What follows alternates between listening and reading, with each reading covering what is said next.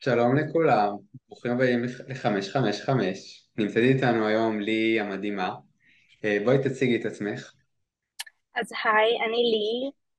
אני בת 23 עוד מעט מתל אביב, אני סטודנטית לרפואה בתל אביב, ואני גם בזמני הפנוי אני מילואימניקית ב-8200 במרכז התמרון עכשיו, שמתמרנים. ולי תספר לנו היום על נושא שמסקרן את כולם, עתיד התלמידים. כי מה בעצם אפשר ללמוד בעולם שהידע כל כך נגיש בו. אז בואי, אני אשמח שתספרי קודם כל איזה שינויים חווית בשנים האחרונות ביחס לשנה האחרונה שלך בתור תלמידה. אוקיי, אז באמת השנתון שלי, שבעצם חווה את הקורונה בכיתה י"ב, אז חווינו המון שינויים, כי את התיכון שלי העברתי כמו האנשים הרגילים שהיו בתיכון ולמדו מספרים ומחברות, ואז הגיעה אלינו הקורונה בדיוק בשנה של הבגרויות הכי חשובות, והתחלנו ללמוד בזום, שזה היה אז משהו מאוד חדש, והתגייסתי לצבא, ששם התנתקתי לגמרי, וחזרתי לעולם שכולו אייפדים, מחשבים, ChatGPT, אין ספרים, וזה היה שינוי שהוא היה עבורי מאוד גדול, כי אני הייתי כמעט 4 שנים בצבא, שזה היה 4 שנים שמבחינה טכנולוגית המחברות נעלמו מהעולם. אני היום ממצב שהייתי סוחבת תיק כל כך כבד והיינו עסוקים בלבחור את התיק עם הריפוד הכי טוב לבית ספר, היום אני לוקחת ללימודים רק אייפד ואולי לפעמים מחשב, כי המחברת והספרים והסרטונים שגם הרצאות הן מוקלטות, כולן באייפד. אז עבורי ועבור גם כל החברים שלי ללימודים שבאותה סיטואציה איתי, זה היה שינוי שהוא בא אלינו בבום, ויש לו גם המון יתרונות והמון חסרונות, ובעיקר זה המון להתרגל. זה מדהים, אני זוכר שאני כסטודנט, אז ממש הייתי לוקח מחברות על גבי מחברות, זאת אומרת מאות דפים בשבוע, הייתי שורף רק בתור עצמי, ואת מתארת כאילו זה נעלם לגמרי מהעולם? וואו. כן,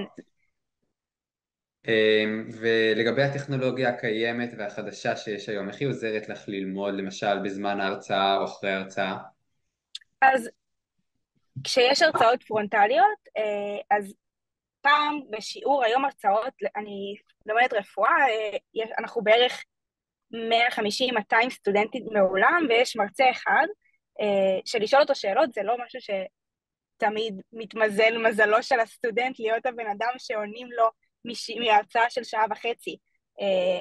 אבל כשהמרצה מדבר, אני לא כל כך צריכה לשאול אותו שאלות, כי יש לי את המחשב שלי, ואני פשוט, אם אומרים מונח שאני לא מבינה, אני פשוט כותבת אותו ב-chat GPT, וה-chat GPT פשוט אומר לי מאוד מאוד מהר מה זה המונח הזה, ואני גם יכולה להכווין אותו, תסביר לי ממש כמו לילד קטן, או תגיד לי בשתי מילים מה זה אומר המילה הזאת, ואז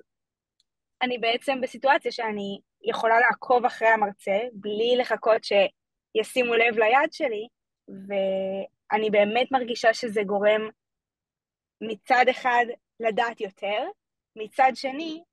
לייצר הרבה פחות אינטראקציות, כי להצביע בכיתה זה משהו שהוא הרבה פעמים דורש איזשהו אומץ לשאול שאלה, זה משהו שבעיניי הוא סקיל מאוד חשוב, גם בתור רופאה לעתיד, לא שאני רק שנה א', אני לא באמת יודעת איך רופאים אמורים להתנהל, אבל כן יש עניין גדול סביב קשר עם אנשים, וכשאני לא צריכה לשאול את המרצה שאלה בכיתה, אז אמנם אני מקבלת את המידע מאוד מהר, אבל מצד שני אני גם לא מתמודדת עם לייצר תקשורת בסיסית עם הבן אדם שעומד מולי. מעניין, אז את אומרת שאומנם הטכנולוגיה מייעלת ממש את תהליך הלימוד, מצד שני, האם יש לך חשש שהטכנולוגיה הזאת תגרום לך לאבד איזשהן יכולות שלדור העתיד לא יהיה ולך יש בגלל שהם משתמשים בטכנולוגיה הזאת בשביל לצבור ידע? זאת שאלה ממש טובה, כי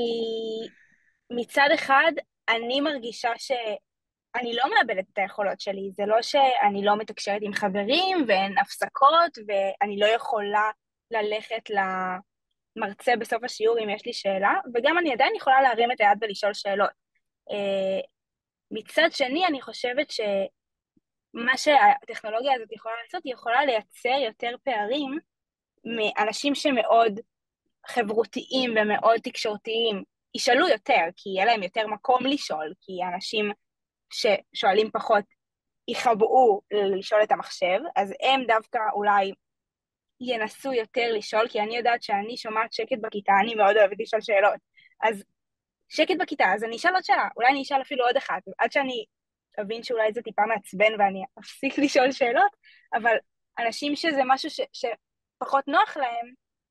יגידו אוקיי, יש את האנשים ששואלים שאלות, אני מסתדר בלי זה. וכן, התקשורת הבין-אישית, גם